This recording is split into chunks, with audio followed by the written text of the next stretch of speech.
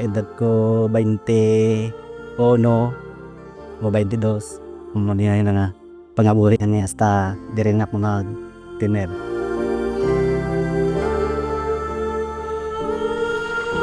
Ngakon para sa pangabuhi sa dagat na tagaan ko man ang akong kabataan sa pag maayo nga pagpadako balatag matagaan ng ilang kuan mga kinahanglanon sa paliskwela kag makatapos man sila bisan ako hindi sila makatapos lang.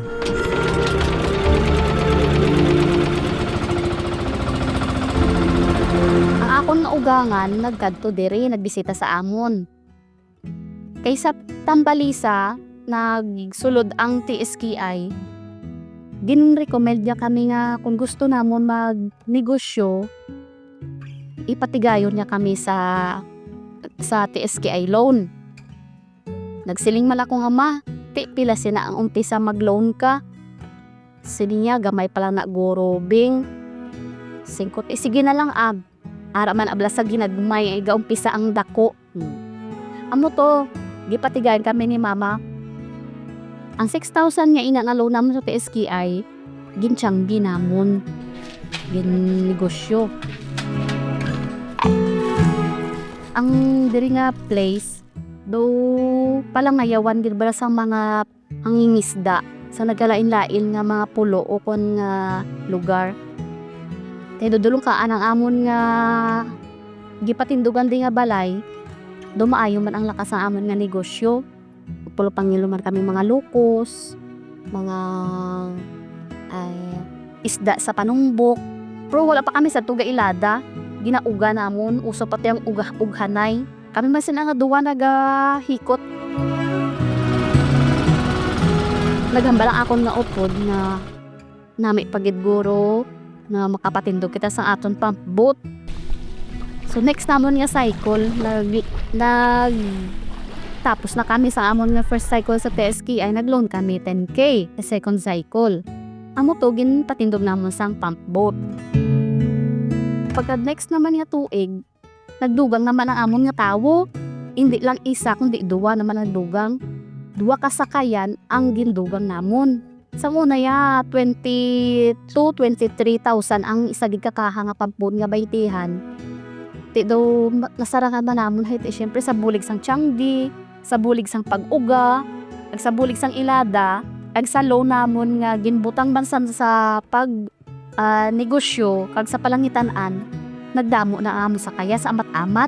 Hindi na gulpi kundi amat-amat. Ay hindi mo mapatindog ang imo palangitan-an sa isa lang kapag sa isa lang kang gasto kundi amat-amat.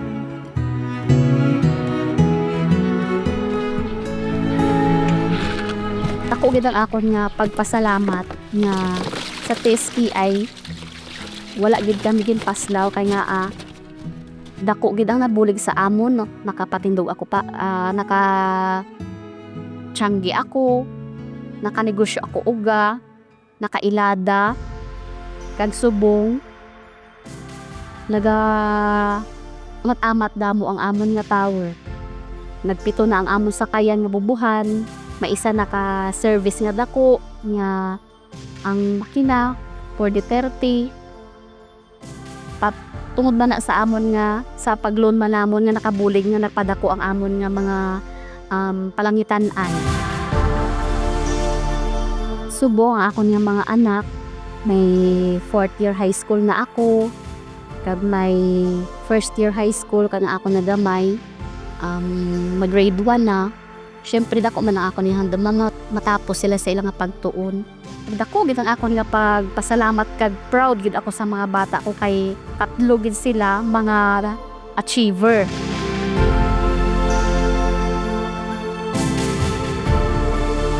Pasalamat gid ako sang dako sa TSKI, especially kay Lord nga wala ga pabaya sang tanan-tanan nga mga kinahanglanan sa wala sang imposible ko nagatawag ka sa iya, nagasalig ka sa iya. Kag ang tanan-tanan pasalamatan gid ang blessings nga ginahatag sa atin.